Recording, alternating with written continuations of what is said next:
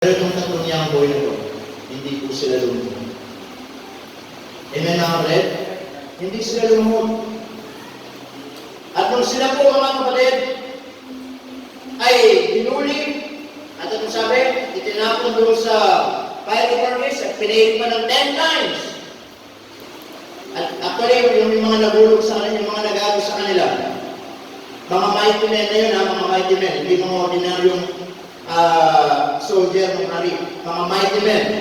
Kumbaga sila yung mga leader ng mga sundalo pa. Sila yung natusan, mga mighty men. Inagis yung tatlong young boy na yun, mga Hebrew boy na yun. And then, yung mga naghagis, namatay. Sa sobrang init. Amen mga kapatid? And then, nung inagis po sila, nung inagis sila, tinali mo na yung mga kamay nila pa. Diba? Tinali yung kamay pa. Para talagang hindi sila makatakas. Pero nung inagis sila, at nasaksiyan yung hari. Amen mga kapatid? Nasaksiyan yung hari. Na yung tatlo na yun, abay, namamasal lang. Hindi ko ba? Naglalakad lang sila. Wala yung tali, naglalakad. And then, pangalawang kinamamahal niya, kasabi niya, pumunta ka nga dito. Ilan ba yung pinapon niyo doon? Tatlo. Sabi niya, bakit ako lang nakikita ko naglalakad? O, di ba? At sabi niya, ko yung napatunayan niya sa kanyang sarili at naatpid niya sa kanyang sarili na yung pang-apat hindi tao. Kaya sabi niya, yung kasama nila, sabi niya, alam ko, ito yung anak ng Diyos. Amen na ulit? Kaya sabi nila, kunin nyo na yung mga yan. Alisin nyo na. Then, pang-apat na naman siya. Yung pag-alis nila, ni kahit na sa sumunod ng buwan nila, hindi na mamulit. Tama mga ulit? At yung pala nila. Amen? Imbis na magkulay area ng Alexa. Mga ulit, ay lalo pang kumanda yung kuminis yung balat nila. Amen mga ulit? Kaya at that time, ano sabi ng hari? Ang Diyos ninyo ang sasambahin. So what is the point mga ulit? Meron tayong unseen warfare. Meron tayong unseen battle. Pero huwag natin kakalimutan, meron tayong unseen protection. Nasa buhay natin, there are some moments of life ng buhay natin na na-experience natin how God protect us. Tama nga po din? Na minsan, meron pagkakataon para sa isa na yung disgrasya na yun, pero hindi nangyari kasi pinotect natin ng Diyos, kasi ahead of time, alam ng Diyos ang mangyayari. Tama po mga kapatid? It is unseen protection. Di po ba? Dahil sa kalsada, isa meron mga kami, ang besa po kami na bangga ng tricycle. Pero hindi sa harap, hindi sa likod. May nalang naman. Kasi minsan mga nasa likod namin, ay siguro hindi nakatingin mo, no? Lalo pa mga stop pa, nababangga yung bumper namin. Nababangga. Yan, sabi ko, yung papel lang yan, bumper lang naman. Minsan lang sa nag-aras kasi. So, meron mga pagkakataon sa buhay natin ganun. Amen? Marahil sa eskwela o naman, di ba? So, yung tatawid lang na yan, yung napakaganda talaga. Before we leave our house, don't forget to pray. Importante po mga po. Amen? Huwag pa ganun ha, na-accident ka talaga. Huwag pa ganun ang panayan. Pray, Panginoon, alis po ako. Protektahin niyo po ako sa biyahe. Mahalaga po yun. Protektahin niyo po ako sa pagkakataon sa school. Tama mga kulit? Amen?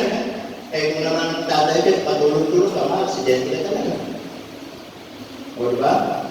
O meron ng tumawid yata. Ang pagpayata, pinadali ng motor, kunti lang. Binantok daw siya. Eh, ibang usapan nga yan. Meron bang tumatawid na inaantok at matutulog. Diba? So the point is this, mga ulit, kung namin yan ang meron tayong unseen protection. Amen? Every time na umalis ka, every time na ano man gawin mo, And the Lord promised to us. Ano sabi ng Panginoon? I will never leave thee nor forsake thee. So mga kalimutan kasama ng Panginoon. Amen? Tama mga kulit? And then, it is unseen protection and also it is unspeakable protection. Amen? When we say unspeakable, sometimes meron mga protection sa buhay natin. Minsan, ang sasabihin na lang natin is miracle sa buhay natin. Tama? Mga himalang ng Diyos na ginagawa niya sa buhay po natin. Amen mga kapatid? Meron mga protection na hindi natin kaya ipaliwanag. Amen mga kapatid? For example, yung anak ni Pastor Sam, yung punso, ay doon sa hospital nila doon sa may Tulyo, siya lang po yung nag-please ang bata doon na nagkaroon ng record doon sa hospital na yun na nakasurvive. Siya lang, wala na. Lahat ng ganong mga cases na dinala doon, natigong. Kaya yung mga nurse doon, mangha-mangha sila doon sa anak ni Pastor sa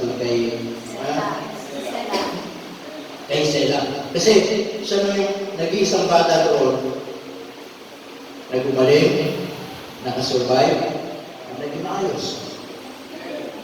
Siya lang. Kaya, kilala si Dr. at si Sela. Sabi ng doktor sa kanila, lahat ng dinala dito, hindi na nabuhay. Pero, si Sela lang lagi na buhay bro. Siya lang nag-isang bata, wala na. Kaya diba? So, what is the point mga kapatid? Sometimes, meron mga protection ng Diyos sa atin, ang hirap ipaliwanag. Diba? Minsan yung mga disgrasya, di ko ba? Meron mga aksidente yung mga pwedeng mangyari, pero minsan ay napakabuti ng Panginoon. Amen mga ulit? Minsan naman, meron mga taong mga anak ng Diyos na aksidente ng lupa, ay nabuhay pa. Di ko ba? Meron mga nagkasakit ng malupa, nabuhay pa. Bakit? Protection ng Panginoon yun eh. Amen mga ulit? Ganun mag-protect ang Panginoon po sa atin. Lalo-lalo na sa kanyang mga anak. Amen? And lastly, it's not only unspeakable protection, but also it is undeserved protection. Tama? Why it is undeserved? You know what? Minsan natigas ng ulo natin. Minsan natigas ng ulo ng mga mananampalataya. At kapag sila ay, mga kapatid, meron mga naranasan sa buhay, abay, tinutulungan ka ng Panginoon. Amen mga kapatid? Undeserved protection. Sometimes, ito yung sinasabi kanina ng Diyos ay laging ibigyan tayo ng maraming pagkakataon sa buhay po natin. Amen? Na minsan, hindi natin deserve yung nangyari sa buhay natin. Minsan, deserve natin yung nangyari sa buhay natin. Tama? Minsan, sa katigasan ng ulo, napapahama. Minsan, sa katigasan ng ulo, mga kapatid, may nangyari na hindi maganda. Pero, nandun pa rin ang Diyos para protektahan ka. Tama mga kapatid? Naalala niyo si Jonah?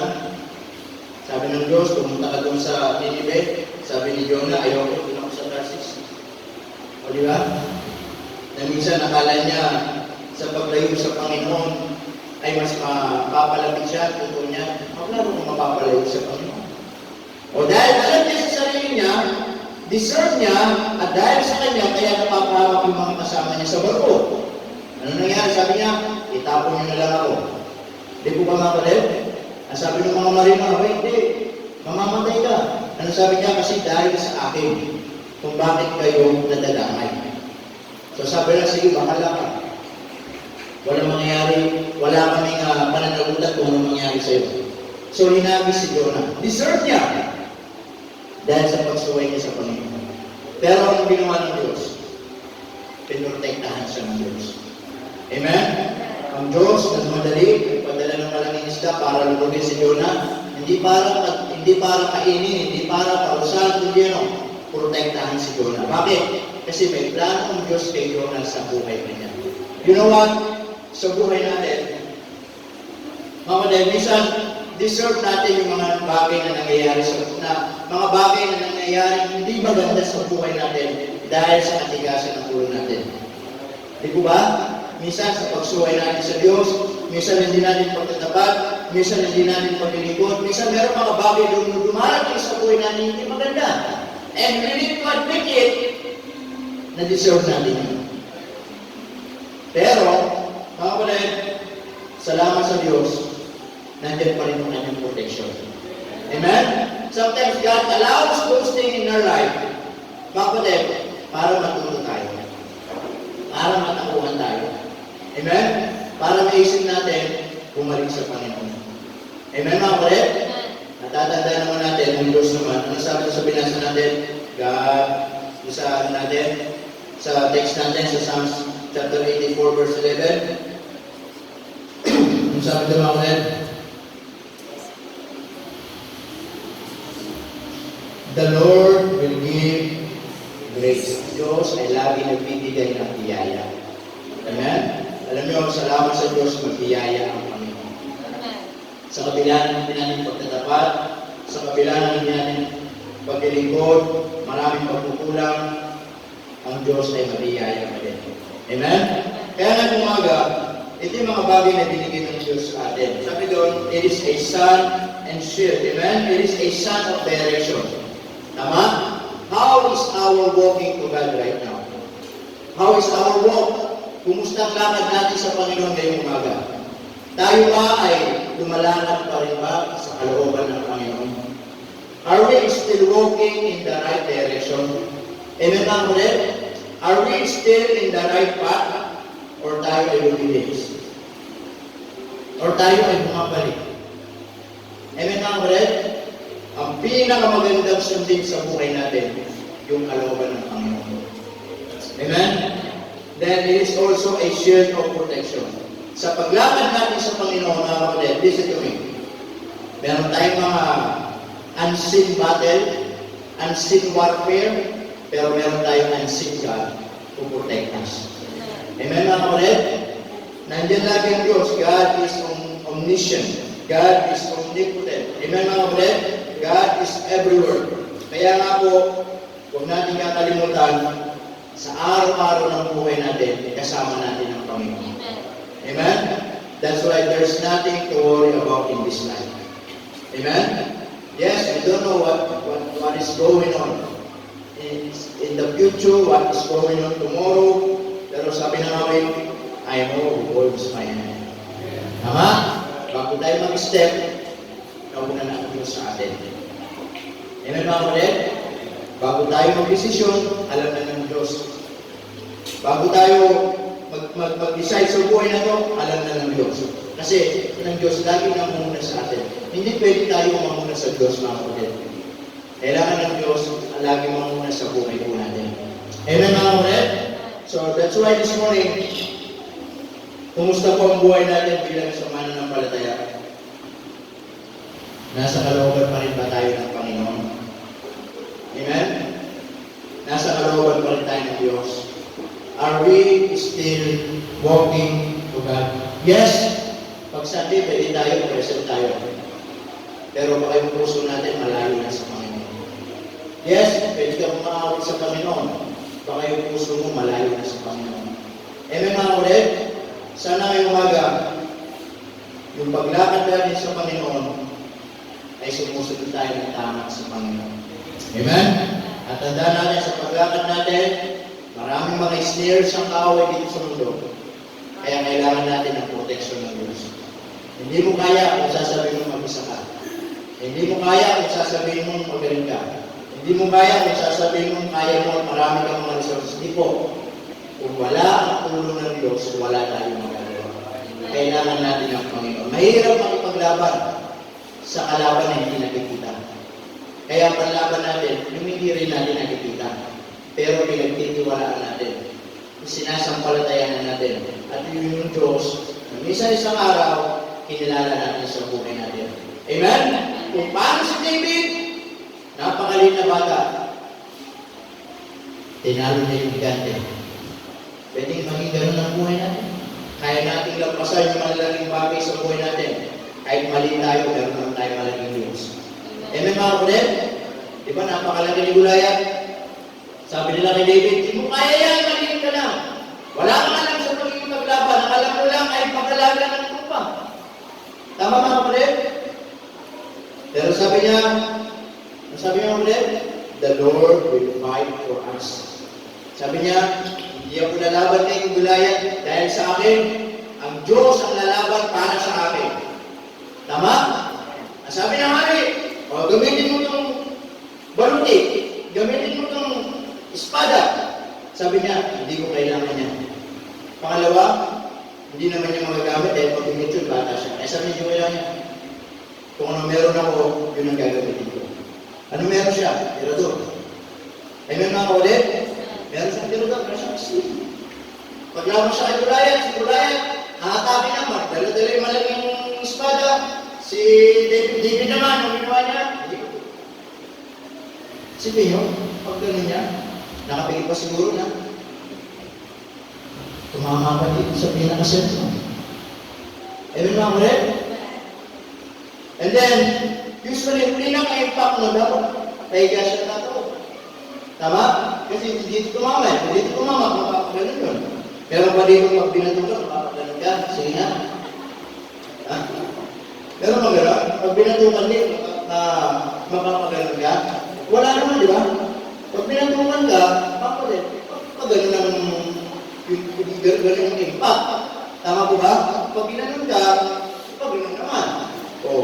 Amen mga kapatid? Pero sa kanya, hindi niya opposite.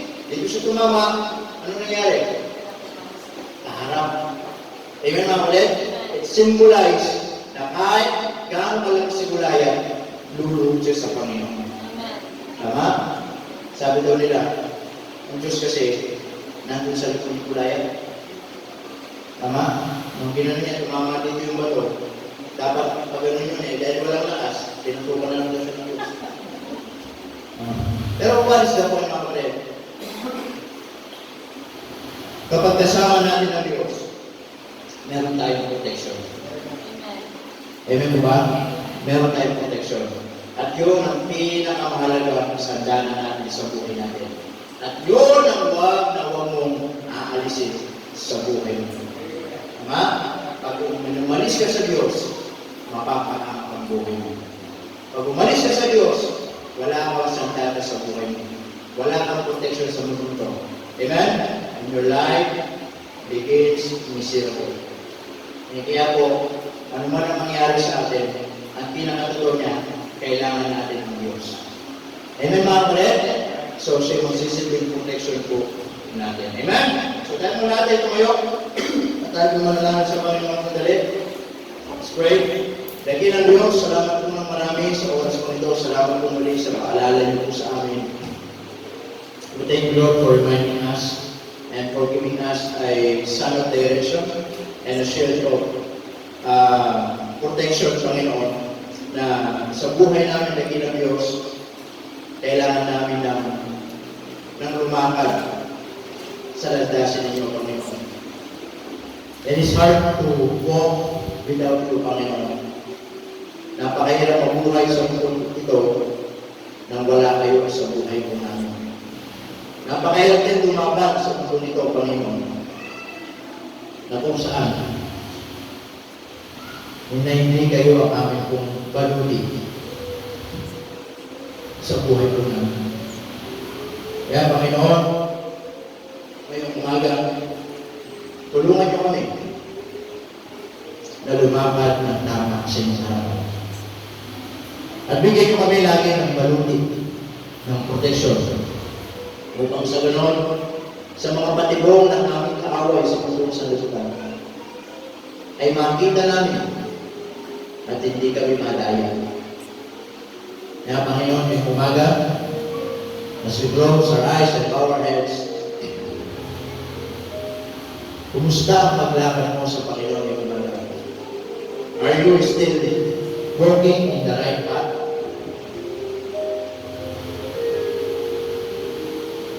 Lumalakad ka pa ba sa kalooban ng Diyos? O baka malayo ka na sa Panginoon? O lumalayo ka na sa Panginoon? Ano tayo mapupunta Diyos kung lalayo tayo sa Kanya? Paano tayo tutulungan ng Panginoon kung lalayo tayo sa Kanya? Sana may umaga, makapawa na rin. Stay in the right place. Stay in the right path, which is the will of God.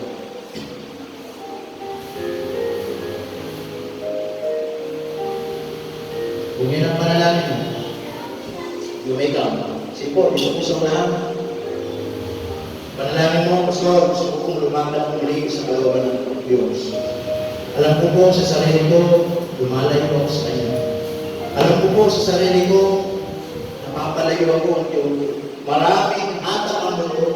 Maraming hatak ang salita. Pero gusto ko pong tulungan niyo po, Panginoon, na lumakad ng tama sa inyong laman.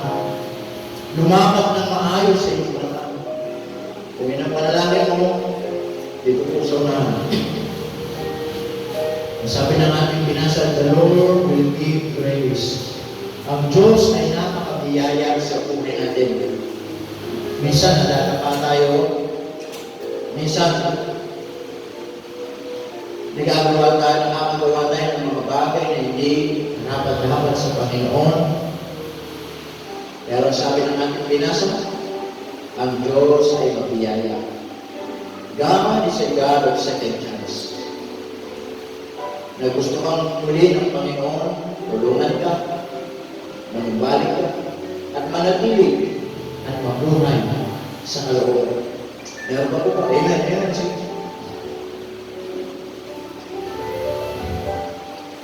Hindi natin kaya mabuhay na walang Diyos. Even though that you have everything in your life, but without God in your life, you are nothing. You are empty. You are useless. And your life will become meaningless. We need God. We need God. Kailangan natin ng Diyos. Ang sabi ni Apostol Pablo, if God be for us, who can be against us? We are in the winning side. At nagtagumpay na tayo. Panginoon, salamat po ng marami sa paalala ng mga. Salamat po sa mga salita. Nawa, Panginoon, ito po ay di namin napakinggan, kundi tumingo sa puso namin na ng Diyos. At tunay nga, Panginoon, na naging pagpapala po sa amin. Salamat po sa bawat isa. And no matter what happened in this life, huwag namin hahayaan mawala kami sa inyo, Panginoon. Dahil ang buhay na wala sa inyo ay buhay na wala ng halaga. Kaya, Panginoon, ano ba na mangyari? Lalo kami mas kumapit, lalo kami mas magtiwala, lalo kami mas lumakad sa inyo pong kalooban. Dahil nasa inyo ang buhay namin at ang kinabukasan namin. Salamat po na marami sa pangalan ng Jesus. Amen. Amen.